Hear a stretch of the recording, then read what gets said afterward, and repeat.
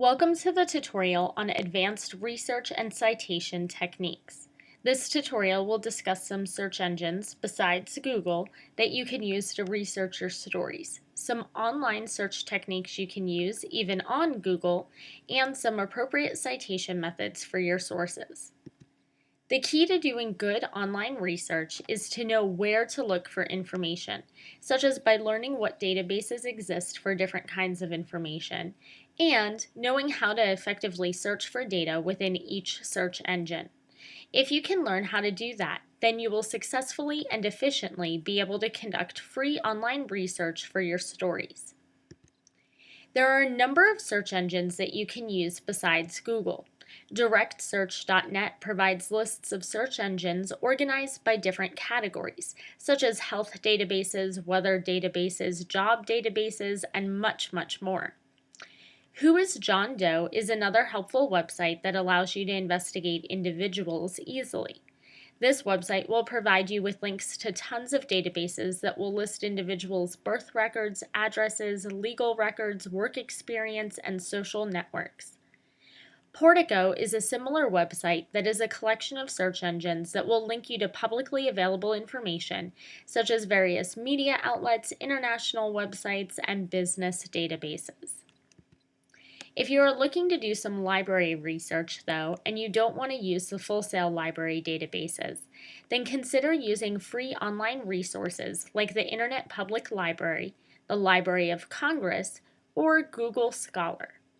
And if you're ever looking to contact a website owner or just identify who owns a particular domain name, then use domaintools.com to help you research that information.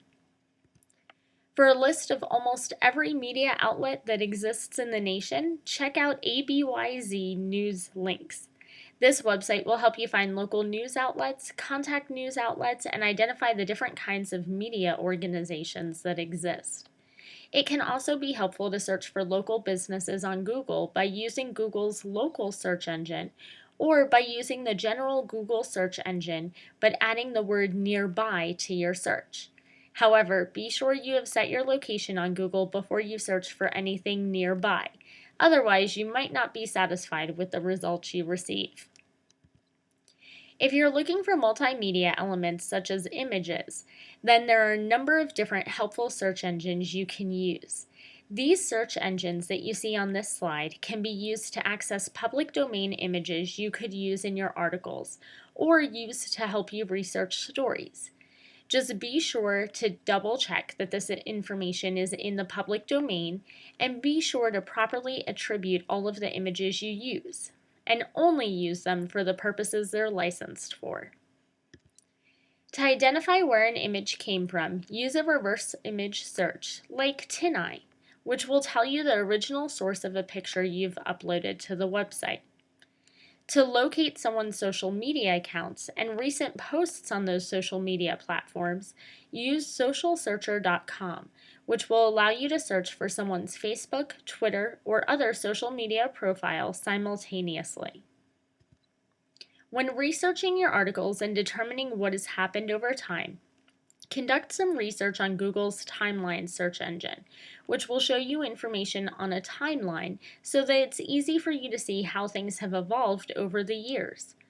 Additionally, you can search for sounds, even on Google, simply by searching via file type, such as searching for an MP3 or a WAV file. Alternatively, you could use a search engine like findsounds.com to help you locate different sounds you may want to incorporate into your publications, if you cite them appropriately, of course. Whenever you are searching for information on Google or other similar search engines, keep in mind the following. First, Google searches are not case sensitive, so distinguishing a word by putting it in uppercase letters will not work. Second, Google will usually ignore any punctuation you include in your search, such as a question mark at the end of your search query. Third, Google ignores small words like to and the. You can, however, make Google pay attention to these words by putting a plus sign in front of them, but you should only do that if those words are important to your search. When you are searching on Google, it can be helpful to know how to search precisely for what you want.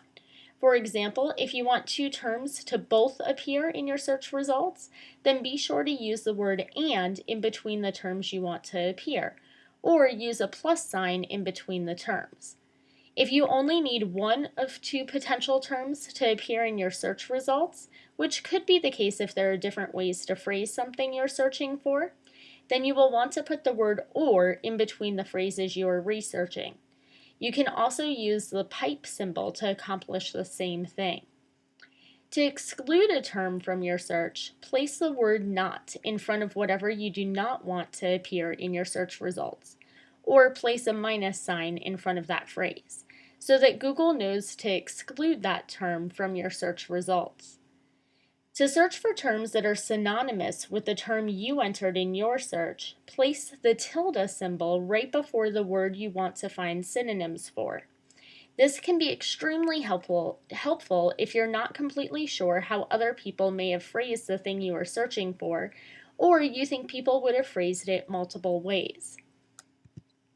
As we have discussed before, you can search on Google for certain file types. Similarly, you can search for particular words to appear in the titles of web pages or URLs by placing the phrases "in title, all in title, or "in URL, right in front of whatever terms you are searching for. Additionally, you can combine some of the search techniques we have discussed. For example, if you do not want search results to appear from a particular website, then put a minus sign in front of your website search.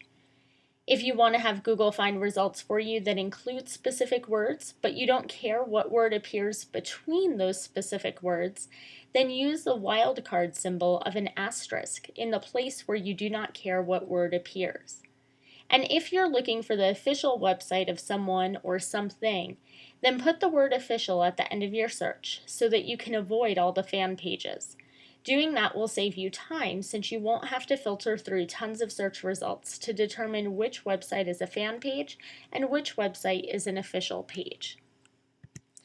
To search for websites that are related or similar to whatever you're looking for, then put the word "related, in front of your search term. To look up the definition of a word on Google, put the word "define, in front of your search. Moreover, to search for results in a numbered range, such as population statistics during a specific time period, separate the numbers in your range with 2 periods. As was mentioned earlier, you can combine multiple search techniques in one Google search in order to make your results as precise and helpful as possible.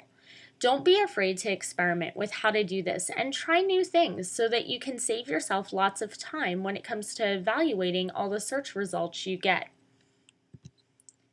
Finally, once you have found the information you need, you have to cite it appropriately. For journalists, it's important to cite each individual piece of information you receive and explain to your readers where that source came from. This will need to be done throughout your entire article so that your readers can properly evaluate the information you are giving them. One of the benefits of attributing all of your information is that it helps you to avoid the first person, since you're constantly writing things like, "John Doe explained he saw," and "the Census Bureau's 2012 statistics indicate." Just please remember that even if you are using a publication you personally wrote as a source, you still need to cite yourself. This is easily done by saying something to the effect of, "as we reported earlier," and hyperlinking to the original article you wrote on the topic. This will also help to drive traffic to your original article and increase its popularity, which is always good for business. One easy way to attribute the information you're using is to use the symbols described by the curator's code, which are the via symbol and the hat tip symbol. The via symbol is used whenever you are directly sharing an outside source and have not edited that information at all. In contrast, the hat tip symbol is used whenever you are utilizing an outside source to inspire what you have written, but you have substantially modified the original source or simply used the idea from the original source to spawn your own work. If you have any questions about these symbols, then be sure to check out the detailed information that is posted online about them on the Curator Code website.